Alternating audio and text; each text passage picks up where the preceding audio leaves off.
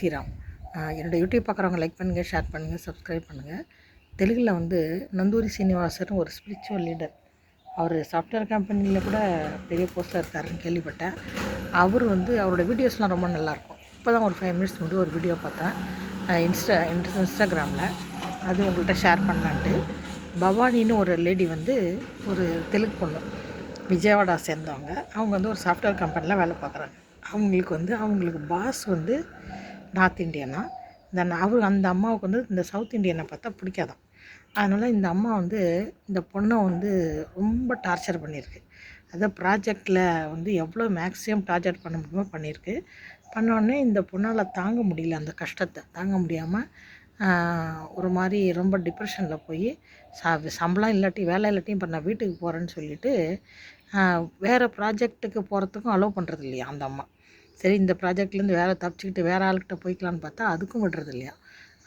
அதனால் வந்து இந்த பொண்ணு வந்து ரிசைன் பண்ணிட்டாப்புல. ரிசைன் பண்ணால் அதுக்கு வந்து ஒரு 3 மாதம் டைம் இருக்கும் போல இருக்குது. அந்த மீன் டைமில் வந்து இந்த அம்மா வந்து இன்னும் டார்ச்சர் ஜாஸ்தி பண்ணியிருக்கு. பண்ண உடனே இந்த பொண்ணு கஷ்டம் தாங்க முடியாமல் பொதுவாக விஜயவாடாவில் சுற்றி பார்த்திங்கன்னா அங்கே இருக்க ஏரியாவில் இருக்கவங்க எல்லாம் அந்த கனகதுர்கான்ற பேர் ரொம்ப காமன். ஒரு 10 பொண்ணுங்க இருந்ததுன்னா 5 பொண்ணுங்க 6 பொண்ணுங்க. அந்த காலத்தில் 50 வயசுக்கு மேலே இருக்கவங்கள பார்த்திங்கன்னா அதில் துர்கா நம்பர் 1, 2, 3 சொல்லலாம். அப்படி பேர் ரொம்ப காமன். இப்போவும் வைக்கிறாங்கன்னு வச்சிங்களேன். அப்போ ரொம்ப ஜாஸ்தி வச்சுருப்பாங்க போல. ஏன்னா ரொம்ப ஜாஸ்தி பேர் இருக்கும்போது யாரை கூப்பிட்றோன்னு கன்ஃபியூஸ் ஆகிடுங்கிறதுக்கோசமாச்சும் கணிசம் அதை வந்து மாற்றிருப்பாங்க. ஆனால் வந்து அந்த பேர் ரொம்ப காமன். கனகதுர்கான்ற பேர் ரொம்ப காமன். ஏன்னா வாயை விட்டு நம்ம தினம் துர்கா துர்கான்னு சொல்லுவோம் இல்லையா குழந்தைங்கள. அதுவே ஒரு பெரிய அதிர்ஷ்டம் இல்லையா. அதனால் வைப்பாங்களோ இல்லாட்டி நம்பிக்கையில் வைக்கிறாங்களோ தெரியாது. மொத்தத்தில் அந்த பேர் ரொம்ப காமன்.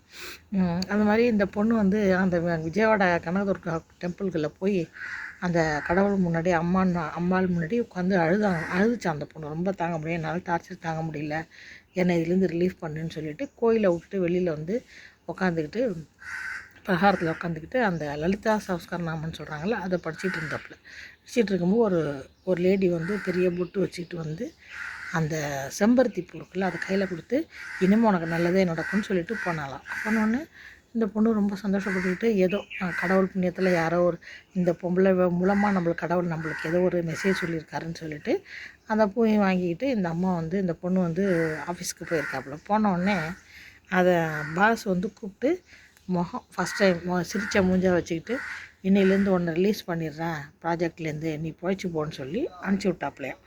அது வந்து அந்த கனகதுர்காவோட பவர் அப்படிங்கிற மாதிரி அவர் வீடியோ வச்சுருக்கு. கனகதுர்கான்னு இல்லைங்க, எந்த சாமியை கூப்பிட்டா அந்த சாமிக்குள்ளே பவர் இருக்க தான் செய்யுது. அதாவது எதையுமே நம்பிக்கை தான் வாழ்க்கை. எங்கள் வீட்டுக்கு முன்னாடி வேப்பமரம் இருக்குது. அதில் உட்காந்துக்கிட்டு நான் வந்து பார்க்குறவங்க பைத்தியக்காரங்க நினைப்பாங்க, அது வேறு விஷயம்.